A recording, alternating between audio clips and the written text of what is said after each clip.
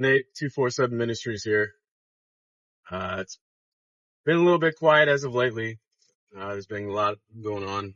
I think there's been a lot going on in everybody's lives, um, especially with last week, and it's just been a lot.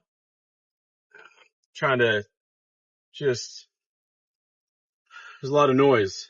That's a fact. There's a lot of noise in this world. There's a lot of things that you can't take for face value.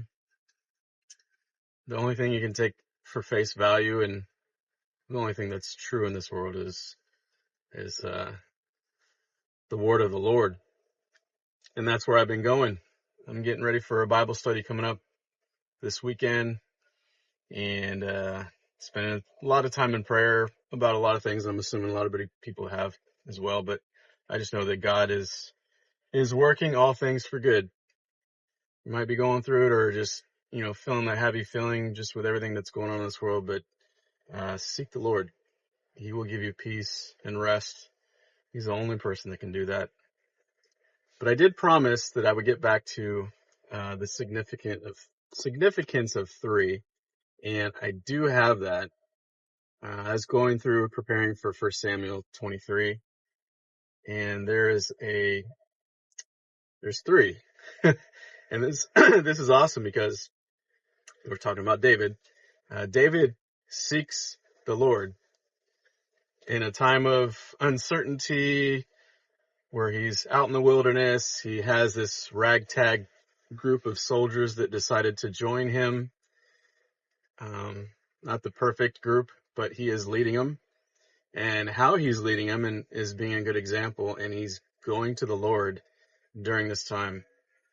He sees the city of Keilah that is getting attacked by the Philistines. And he's got, I think he's got like 400 people with him. And he asked the Lord, "Hey, Lord, should we go save the people of Keilah from the Philistines?" And the Lord said, "Yes, you should." He told his men. His men were like, "I don't know. I don't know if we can do this. We're outnumbered." So what did David do? He didn't yell at him. He listened to him, but he went to the Lord a second time and asked him. And he said, "Will you give the Philistines into our hands?" And the Lord said, "Yes." So they went, and they defeated the Philistines and protected the city of Keilah. Another thing that happened, this is the 3rd time. So they're in Keilah, and Saul hears that David is going in, that is in Keilah, and just saved them from the Philistines, which is what Saul should have been doing, protecting Israel, but he wasn't. He was too busy trying to find David. So David again, because he knew that Saul had just destroyed the city of Nob, basically, and killed 85 priests. So the people of Keilah obviously had fear of Saul, and they knew that if Saul was to ask, like, "Is David here?" they would have to tell him, because they had that fear, the fear of man more than God. So what did David do? He went to the Lord. He actually used the only priest that was left that escaped from all those 85 priests that were slain, and they went to the Lord and asked, "Will Keilah give us over to Saul if we stay?"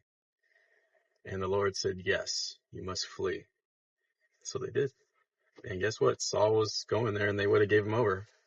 So when you're going through it, when you're in those situations, when you don't know what to do, or you're just not having that uneasy feeling, go to the Lord and ask him, and just pray about everything. You can pray about the situation, but pray about how you're going to be changed in that situation as well. Especially with this situation that has been going on in the world, uncertainty, unrest, civil disobedience. No one's being held accountable for anything, which is crazy. But as in the days of Noah, if you're reading your Bible, if you're in the Word, you know that this is where we're at, and it's not going to get any better. Yes, there's going to be revival. There's going to be a lot of people turning to Christ, which is what He wants. He wants to try and save as much as He can, and He'll use people for that. And we can clearly see that happening, where people that didn't know the Lord now know the Lord. Now the thing is, you can know him, but you can know who he is, but do you really know him? Yeah, I know Jesus is. Yeah, I'm a Christian, but are you walking? Are you spending time? Do you really know him? Because we're all going to have to face him in the end. And he's either going to know you or he's not. You can know of him, but do you know him? Do you have a relationship with him? So if you haven't got to that point of having a strong relationship, I pray that you do. We ain't got much time. I hope this is a blessing to you.